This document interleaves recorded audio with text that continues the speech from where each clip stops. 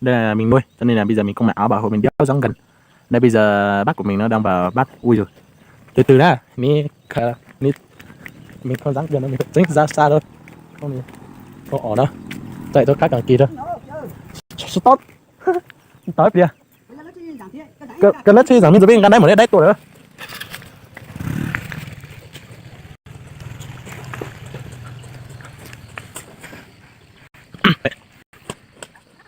Bây giờ như bây giờ.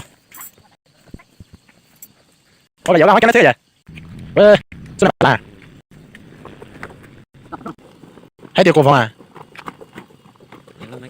Vậy cho mấy quả sấu chua này. Nhưng mà ra ở đây thì cho nó. Ô, chui thì tôi lên đi. Chẳng đi tới răng. Tặng chắc nè. Ô, tiền đâu đi đâu? Chạp phú rồi. Hơi to. Bay nhìn nè. Ok.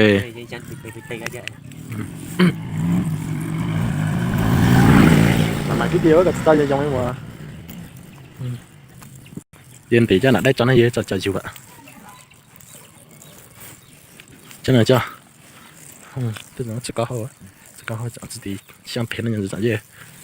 Chẳng bừa. Ê. Dạ. Chạp phú là tôi tự kỷ hả? Giờ ta chạp phú rồi. Nó sẽ theo con nào thôi.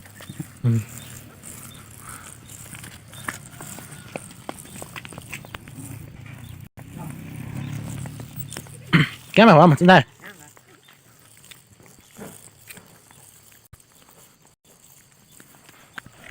Anh em nhá, bây giờ mình bắt được cái tổ như này, vẫn còn 2 tổ nhá mọi người, cứ chờ mà xem hôm nay kiếm được cái tổ nào gọi là đẳng cấp nhất nhé mọi người nhá. Mình mới nào. Đấy nhá. Bây giờ là kết thúc video 1 đây, mình sẽ video tiếp theo nha mọi người nhé. Sẽ lại sẽ này dầu lại ba. Lưu điện thì chỉ tổ cho mình. Lên này cái làm bút cần thế nào? Cái này. Hay cần 3 cái đi hả?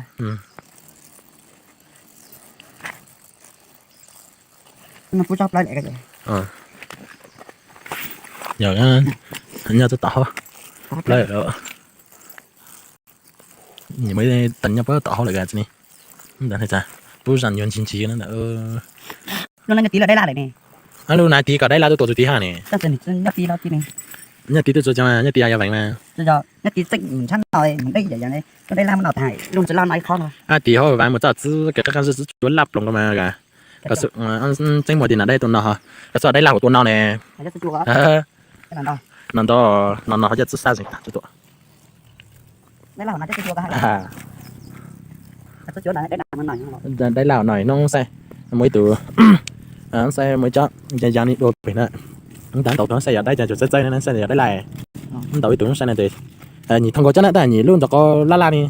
Nhỉ từ đây nhỉ ta đang cái nào nhỉ la lồng mình giữ lắp lồng xe này mình giữ lắp lồng này. Biết là mà rất lia. Lắp nó to hơn này. La mà la thông mình hay cái khơi la nè. La cho trong này coi mà. Đấy giờ.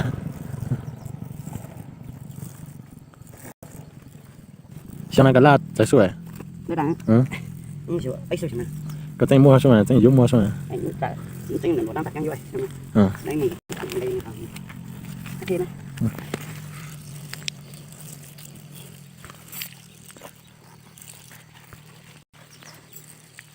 Nó chắc tao đi, nhận tha chịu á, tha tao gì?